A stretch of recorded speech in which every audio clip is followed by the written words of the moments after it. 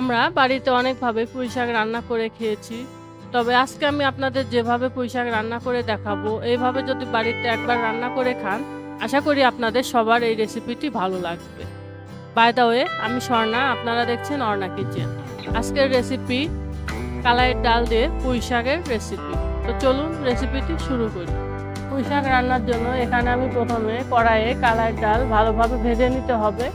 কারণ কালার ডাল আমরা যেভাবেই খাই না কেন, কালার ডাল আগে ভালোভাবে ভেজে নিতে হয়, তা না হলে ডালের কাঁচা গন্ধটা থেকে যায়। তাই প্রথমে আমি ডাল ভালোভাবে ভেজে নিই।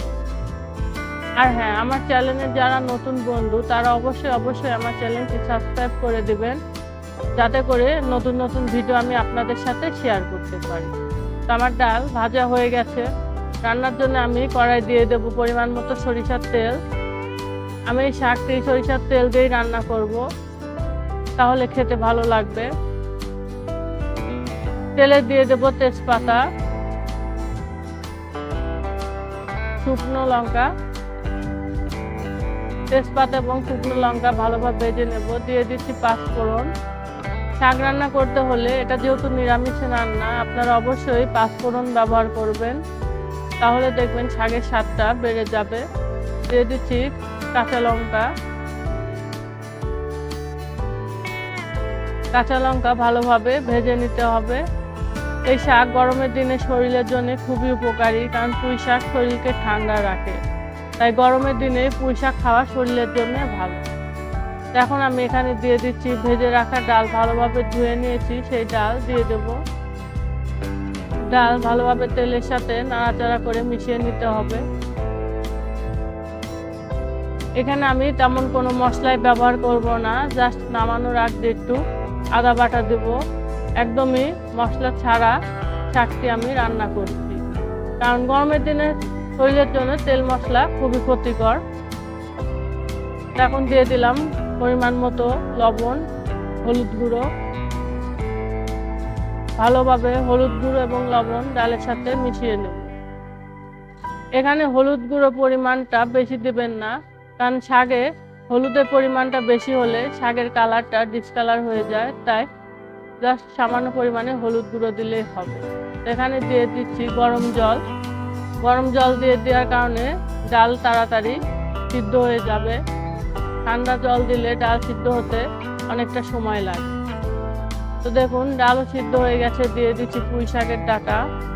প্রথমে আমি ডালের মধ্যে ডাঁটা দিয়ে দিয়েছি, কারণ ডাঁটা গলতে একটু সময় লাগবে আর পুঁই শাকটা তাড়াতাড়ি সিদ্ধ হয়ে যাবে, যার জন্য আমি ডাঁটা দিয়ে আগে কিছুক্ষণ সিদ্ধ করে নিয়েছি। আমি যেভাবে আপনাদেরকে এই রেসিপিটি করে দেখাচ্ছি, আপনারা ঠিক এইভাবে যদি বাড়িতে একবার হলেও রান্না করে খান, তাহলে দেখবেন যে খুবই মজার একটি খাবার এবং বারবার রান্না করে খেতে ইচ্ছা করবে। তো দেখুন ডাল এবং পুঁই শাকের ডাঁটা দুটাই সিদ্ধ হয়ে গেছে প্রায়। এখন আমি দিয়ে দেব কেটে রাখা, ভালোভাবে ধুয়ে নিয়ে কেটে রাখা শাক। শাক যেহেতু সিদ্ধ হতে বলছি বেশি সময় লাগে না, যার জন্য আমি শাকটা একটু পরেই দিচ্ছি। আর আপনারা হয়তো বা খেয়াল করছেন যে জলটি শুকিয়ে গেছে। হ্যাঁ, জল শুকিয়ে গেছে, তবে শাকটা দিয়ে দেওয়ার কারণে শাকের থেকেও কিছুটা জল ছাড়বে। তো জলেই শাকটা রান্না হয়ে যাবে। এখন আমি ঢাকনা দিয়ে ঢেকে কিছুক্ষণ রান্না করে নিচ্ছি। তো দেখুন শাকটা ধীরে ধীরে নরম হয়ে আসছে এবং শাকের থেকেও জল ছাড়বে। এই জন্য আর এখানে এক্সট্রা কোনো জল ব্যবহার করা লাগবে না। এটা একদমই ঘরোয়া রেসিপি। গ্রামে এইসব রান্নায় বেশি খেয়ে থাকে, তবে শহরের মানুষ অনেকে আছে এইসব রান্না বেশি খান না। তবে আপনারা এইসব রান্না যদি করে খান, তাহলে বারবারই খেতে মন চাইবে। তাই একবার হলেও এই ধরনের রান্না বাড়িতে রান্না করে খেয়ে দেখবেন। তো দেখুন আমার রান্না প্রায় হয়ে এসেছে।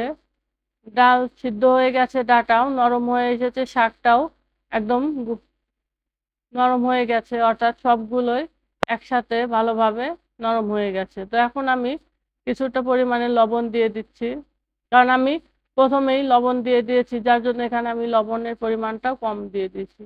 দিয়ে দিলাম আদা বাটা। আমি আগেই বলছি যে আমি কোনো মশলা ব্যবহার করব না, জাস্ট নামানোর আগে একটু আদা বাটা দিয়ে দেবো, কারণ এই আদা বাটা দেওয়ার কারণে শাকের একটি সুন্দর ফ্লেভার পাবেন আদার, এবং খেতেও ভালো লাগবে। তো দেখুন সবকিছু মিলে আমার রান্না প্রায় হয়ে এসেছে, আর কিছুক্ষণের মধ্যে রান্না হয়ে যাবে। তো আমার রান্না কমপ্লিট। এখন আমি আপনাদের পরিবেশন করে দেখাবো।